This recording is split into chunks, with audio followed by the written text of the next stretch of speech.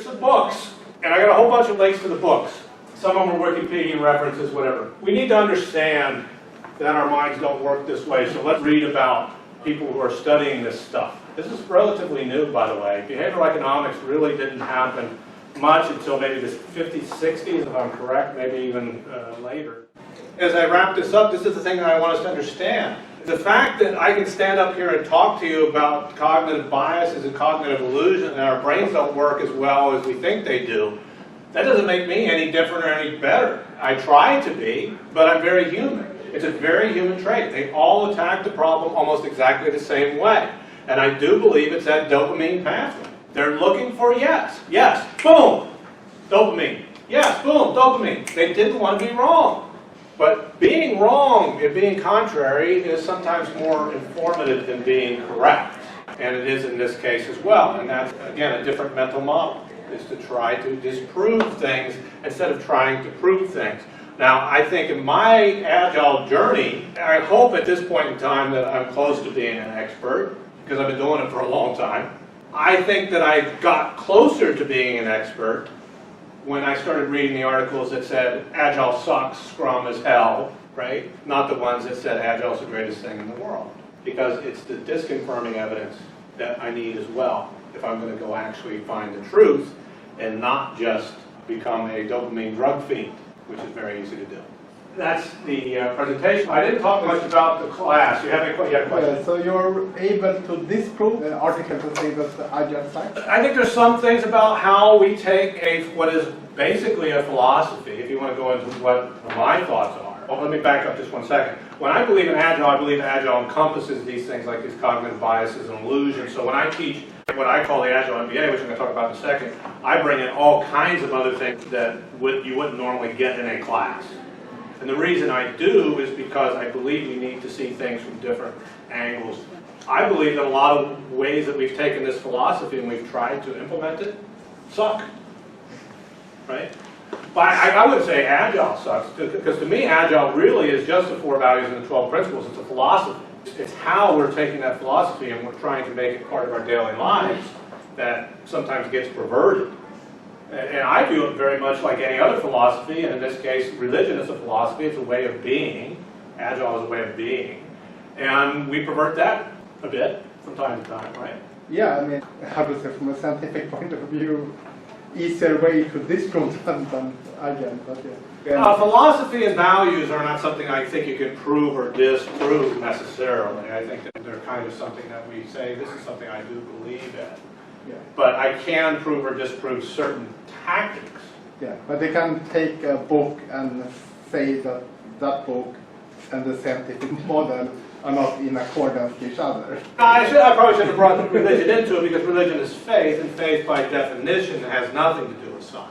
Yeah. I'm talking about it more from a philosophical thing, that we can take a philosophy of life or being and we can pervert it in the ways that we try to express it. Yeah, I think more about it than I did, but I just... Yeah, so the litmus test for me on Agile, when we look at how we implement Agile, and there's ways, everybody's familiar with Scrum and Kanban and all that, but what I'm going to look at is, does what we're doing agree with the philosophy? And if it doesn't, I don't care what it is. If you look at Scrum, which is the most famous way to do it, the framework of Scrum, it aligns very well with the Agile principles and values. Larry, did he just mention the litmus test? Yeah, I said my litmus test of how we implement Agile is how well, I always tell people I'm teaching, I said, look, if anything I say or do, or anything that we do, or I teach you to do, does not align with these values and principles, then you need to call me out on it. Because this is something I believe in. I don't think it's that hard to believe in it. Those people who are familiar with the manifesto. The 4 values and 12 principles is really tough not to agree with. It makes a lot of sense. Right? By the way, when I mentioned the books, tongue-in-cheek, I worked at a place where they rewrote values and principles and put them up on the wall. And they picked and choose the ones they liked. So they ended up with like 9 principles instead of 12, and that kind of pissed me off. The first book that I wrote was just a bunch of blog posts about the 4 values and 12 principles, because I was somewhat offended that we would pick and choose. And they said, why do you get offended? I said, well, because I don't work with dummies, right? So I know that the people who are looking at this and see that there's only 9 principles, I know what they're going to do. They're going to go and they're going to try to find the other 3 that are missing. And they're going to say, this place sucks because we don't even think we can do these three things, or we don't value these three things. In the work that I do, I don't believe I should insult anybody's intelligence like that. So I was offended by it because they were insulting people's intelligence and their ability to Google. That's another bias, by the way, cognitive bias called the Google effect. We used to have to remember stuff. You young folks don't know about that. Some of the older folks know. You had to memorize stuff. Now you don't. I don't even memorize stuff myself. This particular cognitive illusions presentation is part of what I do in my passion job. I have a day job, and then I have this thing called Job Hackers, a 501c3 registered nonprofit. We provide training for people who are in transition, try to help them understand Agile and Scrum, so it might help them find work. Any other questions on the presentation before I get into my... I have a quick observation. Yeah. Maybe I'm completely wrong. That's a good start. The fundamental point of cognitive bias is the fact that everything is being processed through an animal brain, which doesn't have a language. That's a big part of it. So we can't communicate with it. And that's what we talked about. Wouldn't it make a tremendous difference if we were to cool off the reptilian brain completely? If it were to be cooled, so then the higher functions of the cerebral cortex Yeah. and the basal ganglia and so on and so forth, Yeah. it gets more opportunity to filter up. The thinking part can filter up instead of this me, wanna me, I like this, I don't like this, that kind of a constant chant that comes from the reptilian brain. No, this is not good for survival.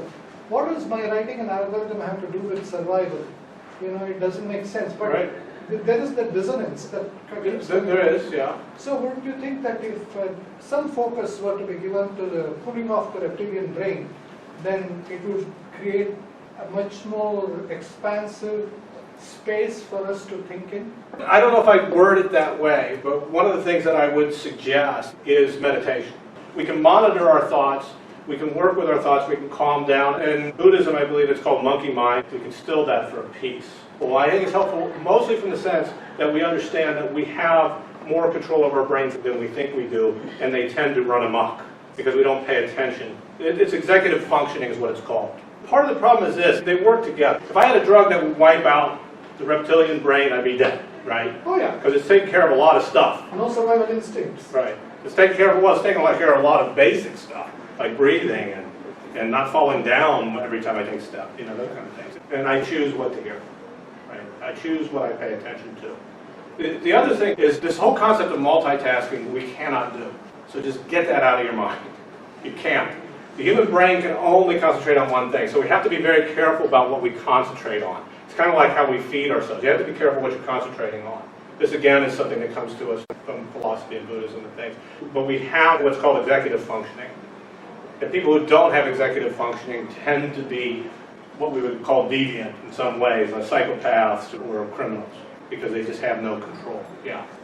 I was just going to say that Daniel Dennett, he actually believes that System 1 produces System 2.